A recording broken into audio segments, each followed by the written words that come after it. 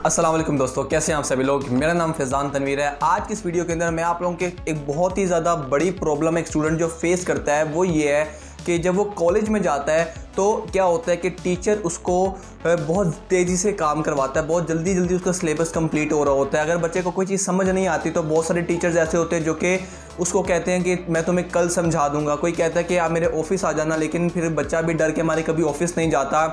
कुछ टीचर कहते हैं कि हमारे पास टाइम शॉर्ट है, इसलिए हमें जल्दी सिलेबस कंप्लीट करवाना है। तो टीचर अपनी तरफ से सिलेबस कंप्लीट करवाने की तरफ भाग रहा होता है, जबकि स्टूडेंट जो होते हैं उनको वो चीज़ समझ नहीं आती। तो नेक्स्ट डे क्या होता है, वो अगला टॉपिक स्टार्ट हो जाता है, नेक्स्ट डे उससे अगला। तो जो पीछे बैकलॉग्स बन जाते हैं और स्टूडेंट्स के इस तरीके से जो परफॉर्मेंस होती है, जो प्रोग्रेस होती है, वो काफ़ी ज़्यादा डाउन हो जाती है, क्योंकि उसको कॉन्सेप्ट समझ नहीं आया होता, वो बस लिख ही जा रहा होता है। या टीचर की जो स्पीड होती है वो बहुत ज़्यादा तेज़ होती है कि जो स्टूडेंट होता है उसको मैच नहीं कर पाता। तो अगर आपके साथ ये कंडीशन हो रही है तो इस वीडियो के अंदर आपको इसका सोल्यूशन मैं देने वाला हूँ और आपको बताऊंगा कि अगर आपके टीचर आपको डिग्रेड करते हैं कोई क्वेश्चन पूछने पे, या आपको डिस्करेज करते हैं, या आपसे कहते हैं कि मैं आपको दोबारा समझा दूंगा, लेकिन दोबारा वो कभी नहीं समझाते, या कभी बच्चों की हेजिटेशन होती है, वो टीचर से दोबारा नहीं पूछते कि कहीं टीचर गुस्सा ना कर जाए, तो वो सब चीज़ों का हल आपको इस वीडियो के अंदर मिलने वाला है। और अगर आपकी और टीचर के दरमियान की जो स्पीड है वो मैच नहीं कर रही है, आप टीचर की स्पीड के साथ नहीं चल पा रहे और आपके पीछे काम जो है वो बचता चला जा रहा है, बैकलॉग क्रिएट होते जा रहे हैं, या अंडरस्टैंडिंग या कॉन्सेप्ट्स क्लियर नहीं हो रहे, तो इस वीडियो के अंदर आपको वो सब चीज़ें मिलने वाली हैं।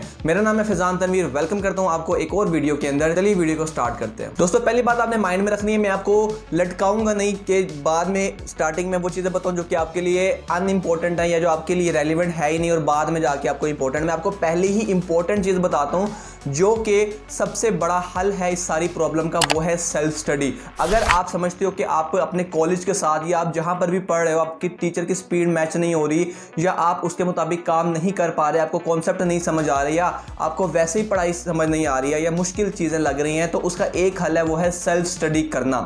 ठीक है, खुद से पढ़ना सीखो। ये चीज़ आपको आगे जाकर बहुत ज़्यादा हेल्प करेगी। अभी हम डिपेंडेंट होते हैं काफ़ी ज़्यादा टीचर्स के ऊपर कि टीचर करवाएगा तो करेंगे, वरना हम नहीं करने वाले।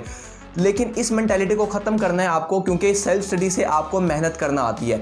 आपको अपने स्टूडेंट लाइफ के अंदर भी और इसके बाद आपकी जो प्रोफेशनल प्रैक्टिकल लाइफ है उसमें भी आपको सेल्फ स्टडी बहुत ज़्यादा हेल्प करेगी। आपको खुद से बगैर किसी पर डिपेंड हुए आपको चीज़ों को समझना, उसको सीखना, उसको याद करना आना चाहिए।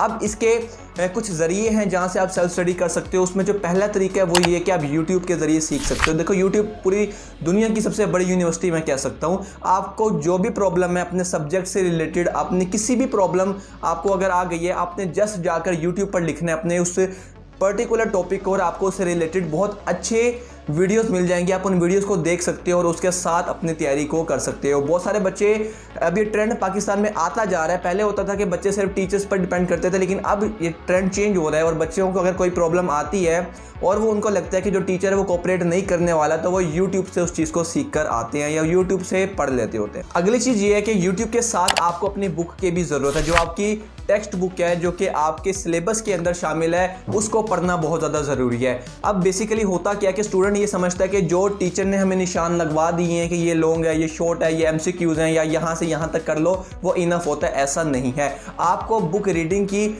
जो आपकी अपनी टेक्स्ट बुक है, उसकी रीडिंग की आदत डालनी पड़ेगी, क्योंकि आपका जो भी प्रॉब्लम होगी आपको अपने बुक के अंदर ही उसका सोल्यूशन मिलने वाला है।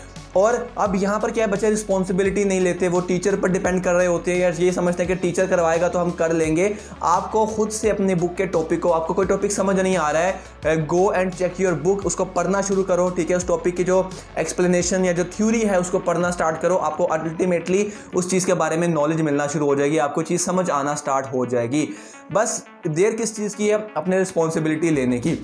तीसरी चीज़ ये है कि अगर आपका कोई बड़ा भाई या कोई कज़न या कोई भी बड़ा जिसने वो चीज़ पहले कर लिया, आप उससे हेल्प लो। ठीक है, उससे आप बैठकर, आपको कोई टॉपिक समझ नहीं आ रहा, आप उसको बताओ। ठीक है, वो उसको देखेगा और आपको समझा देगा मेजॉरिटी केसेस में। लेकिन क्या होता है कि कुछ मरतबा एक्सेप्शनल केसेस भी होते हैं कि शायद आप मेरी तरह अपने घर के बड़े भाई होगे, ठीक है, तो आपको समझाने वाला या आपको गाइड करने वाला कोई नहीं है। ये एक एक्सेप्शन हो सकती है, लेकिन उस केस में आपके जो ऊपर वाली मैंने दोनों चीज़ें बताई हैं, यूट्यूब और बुक, वो आपको हेल्प करेगी। और अगर आपके कोई बड़े बहन भाई हैं तो आपको एक प्लस पॉइंट यहाँ पर मिल जाता है। नेक्स्ट चीज़ जो बड़ी इंपॉर्टेंट है वो ये है कि आपके पास अपने सारे नोट्स मुकम्मल होने चाहिए। आप लोगों के टीचर आपके टीचर की स्पीड क्लास में जैसी मर्जी भी है, बहुत मतलब ऐसा होता है कि टीचर कुछ ऐसी बात बता देता है जो कि बहुत ज़्यादा इंपॉर्टेंट होती है, लेकिन वो ये नहीं कहता कि इसको लिख लो। कुछ अच्छे टीचर्स होते हैं जो आपको ये भी कहते हैं कि ये इंपॉर्टेंट चीज़ है, इसको आप अपने बुक्स पर लिख लो, तो बच्चे वो लिख लेते हैं। लेकिन बाज़ औक़ात ऐसा होता है कि कुछ बहुत इंपॉर्टेंट चीज़ होती है लेकिन टीचर नहीं कहता कि इसको लिखो, वो सिर्फ अपने मुंह से उस चीज़ को बोलता है और बच्चे उसको नहीं लिखते और बाद में जाकर उसको प्रॉब्लम क्रिएट हो सकती है। आपने क्लास में बहुत ज़्यादा अटेंटिव रहना है, टीचर की एक एक बात को फॉलो करना है जिस टाइम टीचर पढ़ा रहा होगा, ठीक है। हर बात को कंसंट्रेट करना है, ठीक है। बेशक कुछ चीज़ें होंगी जो आपको समझ नहीं आएंगी लेकिन मेजोरिटी चीज़ें आपको समझ आना स्टार्ट हो जाएगी। साथ साथ जो टीचर बोल रहा है इंपॉर्टेंट जो पॉइंट्स हैं उनको आप लिखो पेपर के ऊपर, अपने बुक के ऊपर निशान लगाओ, ठीक है। यानी कि अपने आप को प्रोएक्टिव रखो क्लास के अंदर, ठीक है, कि कोई भी चीज़ ऐसी ना हो जो टीचर ने इंपॉर्टेंट बताई हो और आपके वो आप उसको रह गए हो आपको लिखना या आप भूल गए हो, ऐसा कुछ नहीं होना चाहिए। क्योंकि जब आप इंपॉर्टेंट चीज़ें लिख लेते हो तो बाद में जब आप रिवीजन की तरफ आते हो तो वो चीज़ें आपको बहुत ज़्यादा हेल्प कर रही होती हैं। नोट्स बनाओ, नोट्स के ऊपर मैंने डिस्क्रिप्शन के अंदर एक वीडियो दी हुई है, ऊपर आई बटन में भी एक वीडियो है जो कि आप लाजमी से वॉच करना कि आपको पता चले कि हम किस तरीके से नोट्स बना सकते हैं। और ये नहीं कि बस हर चीज़ दर दर लिखी हुई है, नहीं, अफेक्टिव नोट्स कैसे बना सकते हैं, ठीक है। कैसे हम ऐसे नोट्स बनाएं जिसको हम बाद में प्रिपेयर करें तो एक तो बहुत ज़्यादा बर्डन भी ना हो और हमारे उसमें बेस्ट मार्क्स आ रहे हो। So go and check it out after this video. और इन दोनों चीज़ों का जो अगला जो पॉइंट है वो इन दोनों चीज़ों से मिलकर बना है, वो ये है कि यार एट द एंड आपको चीज़ याद ही करनी पड़ेगी, ठीक है। आपने टॉपिक समझा, ठीक है, अल्टीमेटली आपको बाद में उसको याद करना है, ठीक है। क्योंकि आपको याद करोगे तो आप उसको मेमोराइज करोगे और उस बाद में अपने पेपर के अंदर लिख कर आओगे। अब ये सिस्टम है, बनाया गया रट्टा सिस्टम इसको कह सकते हैं, लेकिन ये रट्टा सिस्टम इस टाइम ज़रूरी है। आपका कॉन्सेप्ट पहले क्लियर होना चाहिए लेकिन बोर्ड एग्जाम्स के अंदर आपको चीज़ को याद कर कर लिखना पड़ेगा। तो जैसे ही आप कोई चीज़ समझते हो, ठीक है, तो बाद में उसको याद करो, मेमोराइज़ करो अच्छी तरीके से। अब मेमोराइज़ करने का ये मतलब नहीं है कि देखो हमने कॉन्सेप्ट पहले सीख लिया, ठीक है, हमें समझ आ गई है टॉपिक की, अब ये है कि हम उसको याद करें, ठीक है। याद हम इस तरीके से कर सकते हैं कि जो डेफिनेशन वगैरह हैं, जो इंपॉर्टेंट पॉइंट्स हैं वो हम अच्छी तरीके से याद कर लें। जो कॉन्सेप्चुअल पार्ट है उसको हम खुद से सेल्फ राइटिंग के ज़रिए खुद से लिख सकें, और लिखा हम तब सकेंगे जब हमने उस चीज़ को टॉपिक को समझा होगा, ठीक है। तो अल्टीमेटली हमने क्या करना है, अपने उस चीज़ को याद करना है ताकि हम उसको बोर्ड एग्जाम में अच्छे तरीके से लिख कर आ सके और हमारे जो नंबर हैं वो बढ़ सके, ठीक है।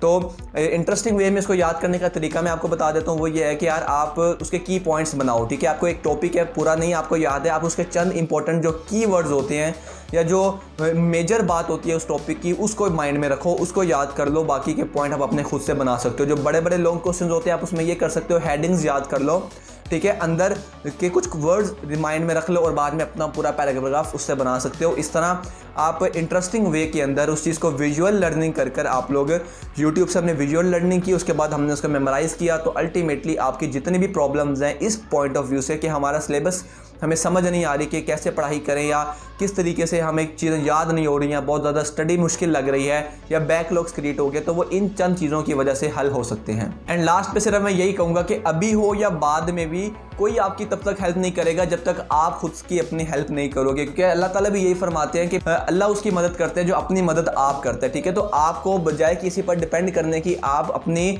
जो रिस्पॉन्सिबिलिटी है वो खुद लो, अपने जो कश्ती के चापू हैं वो खुद अपने हाथों में लो, खुद अपनी कश्ती को ड्राइव करो, ठीक है, जहाँ पर भी अपनी मंजिल पर जाना चाहते हो। लास्ट में आपको एक छोटी सी बस ये चीज़ दिखाना चाह रहा था, ठीक है, दिल करता है कि आपके साथ भी शेयर करूँ। ये एक 9th क्लास के बच्चे ने मुझे एक गिफ्ट दिया, ठीक है, कल क्योंकि टीचर्स डे था तो उसने उसकी मुनासबत से दिया और ये मैं समझूंगा कि अभी तक मुझे सबसे अच्छी चीज़ जो है अच्छा गिफ्ट मुझे मिला और बहुत दिल के करीब है मेरे ये, क्योंकि इतना प्यारा यहाँ पर बनाया है, ठीक है। तो ये रिबन है और उसके बाद यहाँ पर बच्चों ने पूरा जिस तरीके से शाही ख़त होता है, ठीक है, उस तरीके से प्रॉपर विश किया है, ठीक है। तो इस वीडियो के तरफ, ठीक है, उस बच्चे को भी मैं बहुत ज़्यादा थैंक्स बोलना चाहूँगा कि उसने मुझे इतना समझा कि उसने मेरे लिए इतना स्पेशल जो गिफ्ट था वो मुझे दिया, ठीक है। आप लोग भी अपने टीचर्स की रिस्पेक्ट किया करो यार, ये चीज़ों से इतना मैटर नहीं करता जब तक आप टीचर की रिस्पेक्ट नहीं करते, और दुनिया में वही लोग कामयाब होते हैं जो कि अपने टीचर्स की रिस्पेक्ट करते हैं, ठीक है। कुछ टाइम तक इंशाल्लाह मैं आपके साथ एक वीडियो भी शेयर करूंगा जिसमें मैं आपको कुछ ऐसे वाक़यात बताऊंगा जो कि टीचर की रिस्पेक्ट के साथ जुड़े हुए हैं, कि कैसे कुछ ना आते हुए भी, ना इतने टैलेंटेड हो, ठीक है, ना इतने हार्ड वर्किंग तो चलो होना चाहिए, लेकिन इतने टैलेंटेड, इतने इंटेलिजेंट होने का तब तक कोई रिजल्ट नहीं मिलता जब तक आप टीचर की रिस्पेक्ट नहीं करते। टीचर आपका किसी भी फील्ड का हो सकता है, ठीक है, ज़रूरी नहीं है कि वो आपका सिर्फ आपका जो कोर्स का टीचर है वही आपका टीचर है। आप दुनिया में जिससे जो भी चीज़ सीखते हो अल्टीमेटली वो आपका टीचर ही है, ठीक है। तो हमें जब तक हम उसकी रिस्पेक्ट नहीं करेंगे तब तक हम कामयाब बिल्कुल भी नहीं हो सकते, ये एक फैक्ट है। तो ऑलवेज रिस्पेक्ट योर टीचर और उनको वो ऑनर दो कि वो टीचर है, उसको वो ऑनर मिलना चाहिए। आजकल के बच्चों में ये चीज़ खत्म हो चुकी है, लेकिन आप वो होने चाहिए जो कि इस चीज़ को दोबारा से रिवाइव करे, दोबारा से टीचर की रिस्पेक्ट जो है वो बढ़नी स्टार्ट होनी चाहिए। सो मिलते हैं नेक्स्ट वीडियो के अंदर, तब तक के लिए सी या। आपका कोई भी क्वेश्चन है आप बिला झिझक मुझे व्हाट्सएप भी कर सकते हो, मुझे इंस्टाग्राम पर भी पूछ सकते हो, आप कमेंट सेक्शन के अंदर भी मुझे बता सकते हो, ठीक है। क्योंकि ये सारी प्रॉब्लम्स वो होती हैं जो कि आप भाई दोस्त मुझे सेंड करते हो और मैं उस पर वीडियो बनाता हूँ ताकि आप सबकी हेल्प हो सके। मिलते हैं नेक्स्ट वीडियो के अंदर, तब तक के लिए सी या, टेक केयर, अल्लाह हाफिज़।